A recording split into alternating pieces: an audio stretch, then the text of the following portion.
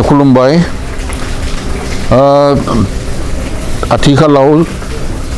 डेलिमिटेसनखौ लानानै गुबैयै पार्लियामेन्टारि आरो एसेम्बलि बे मोननैबो कन्स्टिटिउन्सिनि जि डेलिमिटेसन बे डेलिमिटेसन लानानै गुवाहाटीनि कलाक्षेत्रआव थांनाय 19, 20 आरो 21 जुलाइ बे सानथाम मोनसे हियारिं सोलिगासिनो दङ आरो बे हियारिंखौ थोंजोङैनो दिल्लीनि चिफ इलेक्शन कमिशनार अफिसनिफ्राय हेड बिथांमोनानो गाहाय इलेक्शन कमिशनार बिथांमोना फैनानैहाय बे हियारिंखौ डाइरेक्टलि लाफैदों रायजोफोरनिफ्राय आरो बेयाव बयखौबो हांख्रायनाय जादों जाय बिथांमोनहा थांनाय 11 जुलाइनि गेजेराव गाव गावनि मेम'रेन्डामखौ साबमिट खालामदों बे संगठन एबा आफादफोरखौहाय लिंहरनाय जादों आरो बिनि अनगायैबो सोरबा मेम'रेन्डाम होनो हास्लाबाखैब्लाबो बिसोरखौबो डिसि डिस्ट्रिक्ट अफिसनि दारै लेना लांनानै गावबा गावनि बुंनांगौखिनिखौ बुंफोरथि होनायनि खाबुखौ होनाय जादों। दा बाथ्राया जादों जि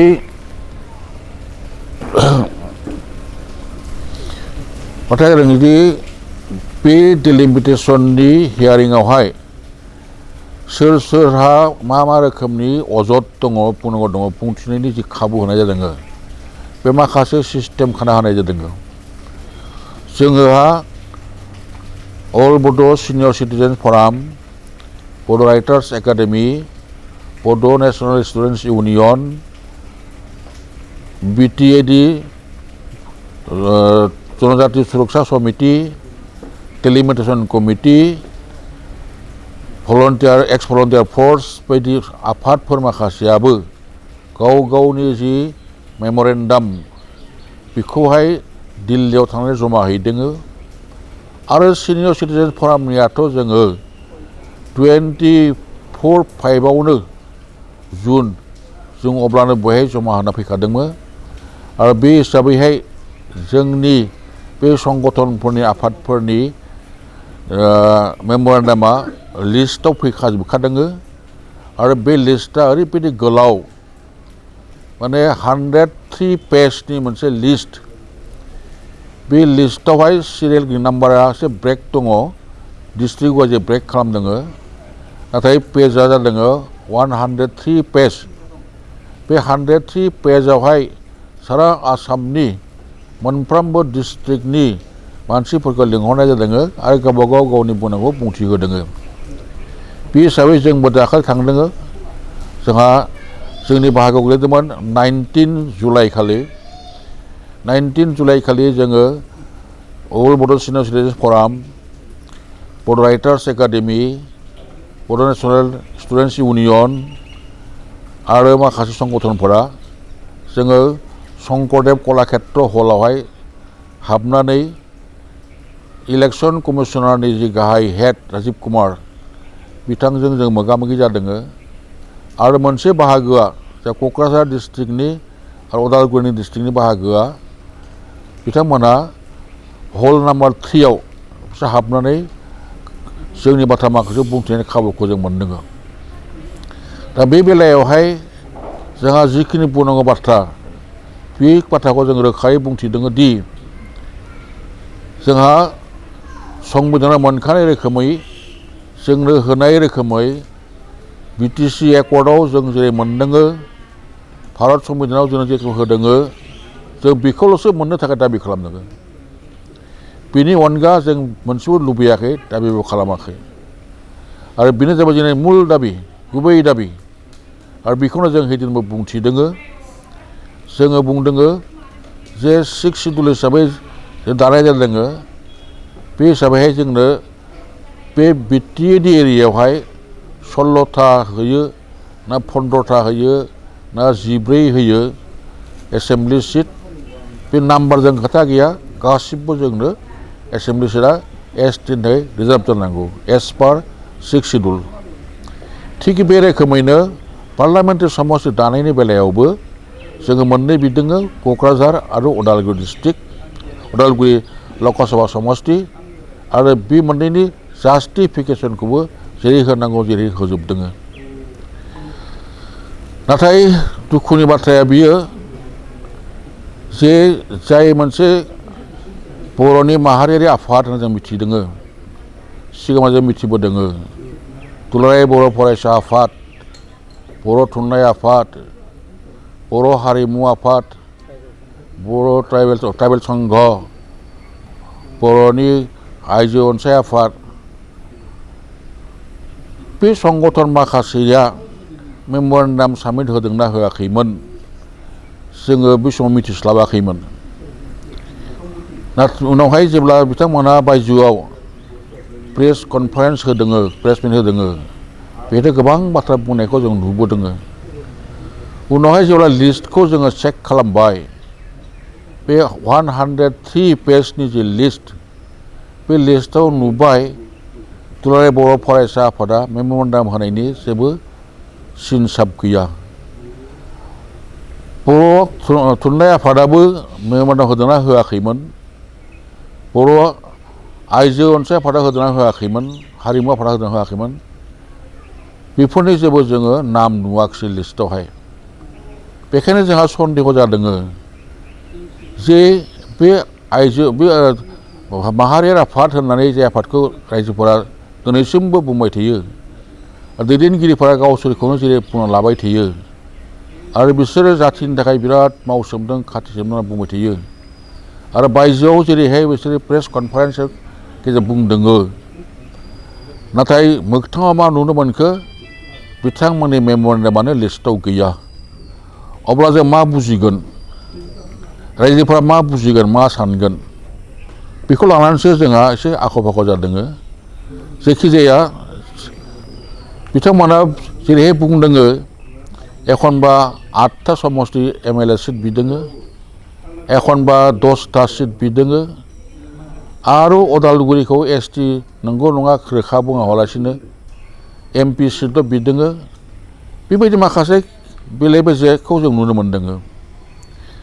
जोङो बिथांमोनखौ दाय होनो थाङाखै जोङो बेखौल' बुंनो सानदों जे माबा मोनसे डिमान्ड होयोब्ला बेयाव मोनसे बेस थानांगौ बिथा थानांगौ बबे आयेननि सायाव सोनारनानै 10था बिदों बा 8था बिदों बेफोरनि जुक्ति थानांगौ जों जेरैहाय बुंदों जे जोंनिया जाबाय रोखा 6 सिडुल नालाय 6 सिडुलाव गासिबो रिजार्भ जाखानांगौ STनि बे नाम्बारजों खोथा गैया 10था बा 10था जाजोबनांगौ 20 ब्ला 20था जाजोबनांगौ 30 बा 30था जाजोबनांगौ बेहाय नाम्बारजों दानखा गैया आरो जुदि बुंनो थाङोब्ला जे BTCनि जि एकर्डआवहाय बुंनाय रिजार्भेशननि बाथ्राया बेखौ लानानै खेलिमेलि खालामबाय थानाया उचित नङा सानो मानोना बे मोनथाम स्टेप दङ स्टेपिं बे मोनथाम स्टेपिंखौ जों रायजोफोरनो खोन्थानो हानाया जोंनि जायफोरा संगठन सालायदों दैदेनदों बिथांमोनहा मिथिनाय गाहाम आरो रायजोफोरखौबो मिथिहोनाया गाहाम जे BTCनि सिंनि जि MCLA इलेक्सन बे बेलेग इलेक्सन आसामनि जि MLA इलेक्सन बे बेलेग इलेक्सन आरो पार्लियामेन्टारि जि इलेक्सन बे मोनसे बेलेग इलेक्सन BTCनि जि MCLAनि जि बिसायख'थि बे बिसायख'थिया जाबाय 35-5 30आ ST रिजार्भ पुरापुरि बाखि माखासेया अपेन नमिनेसन बिदि दङ बे जाय अनलि फर उइथिन दा BTC एरियानि MCLAनि इलेक्सन खिन्थु MLA इलेक्सना एसे बेलेग दा बे MCLA इलेक्सननि जि प्रपर्सन बेखौ 75% होननानै MLA इलेक्सनाव जों बेखौ बाहायफैयोब्ला बे थिग जाया बे थिग नङा MLA इलेक्सनाव बे पार्सेन्टेजनि बाथ्राया फैया बे मा जागोन बे रोखायै दंखाथारो लिरनाय बिटिसि एकर्डनि 4.7 6 नाम्बार क्लजाव एबा इन्डियान कन्स्टिटिउसननि 332 आर्टिकेलनि 6 नाम्बार क्लजाव रोखायै दंखाथारो बे जाबाय मा जे before creation of BTC after creation of BTC मोननै पार्ट दङ बिफोर क्रिएशन अफ बिटिसिया मा जे बिटिसि क्रिएट जानायनि सिगाङाव जि रोखोमै समस्तिखौ राननाय जादोंमोन बे रोखोमै सोलिगोन नाथाय बिटिसि जाखांनायनि उनावहाय जेब्लानो डेलिमिटेसन सौफैगोन अब्लानो बियो 6 शिड्युल मथे जागोन आरो बे जानानै थाङोब्लाथ' अट'मेटिक 6 शिड्युल माने मा गासिबो एसेम्ब्लियानो रिजार्भ जानांगौ बे रोखाथार आरो पार्लामेन्टारिनि बाथ्राया जाबाय जे पार्लामेन्टआव जेब्ला इलेक्सन जागोन अब्ला बेहाय जोंहा जाबाय जे उइथिन दा बिटिएडि एरिया जानांगौ जोंनि थाखाय जोंनि बिटिएडि एरियानिखौ माखासेखौ बोखारना लांनानै गुबुनजों सरजाबनानै लकसभा समस्या बानायनाया उचित नङा मानोना बाहेरा जाबाय नन 6 शिड्युल आरो जोंना 6 शिड्युल बेखायनो जों दाबि खालामनांगौ दङ जे 6 शिड्युलनि सिङाव थानाय एसेम्ब्लि सिट माखासेखौ लानानैनो पार्लामेन्टारि सिटखौ जोंनो मोननै नांगौ आरो बेखौ मोननो हानाय जि जग्यता केपासिटि बे जों दंखायो मानोना जोंनाव गासै 15था एलएसि दङ 15 एलएसि